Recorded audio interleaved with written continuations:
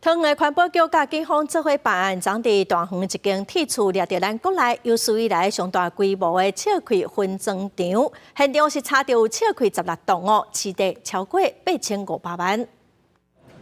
伫大园区中山南路一个铁片厝内底，桃园市警队、大园分局甲市府环保局联手查到全国史上上大的非法笑气分装场。这都是商品啊。进入分装场调查，28岁姓郭的查甫人一人作业，伫现场查到一个35栋的 ISOTEC 关烧货柜槽，158支笑气钢板加分装设备，其中存的笑气16栋，市价高达8500万。现场 ISOTEC 可以灌装17000支的钢瓶，市值高达8500万。一旦流入市面，后果不堪设想。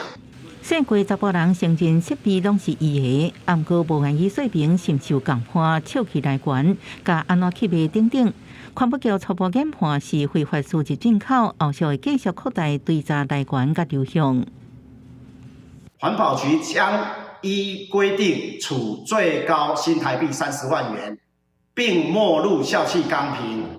ISOTEC 及分装设备。针对这史上上大非法笑气的案件，环保局会依照毒性加关注化学物质管理法规定，裁处相关新台币30万，各物质相关的物件，也提醒滥用式笑气，应依照社会秩序维护法拘留3天以下，或者是罚台票1万元以下。记者综合报道。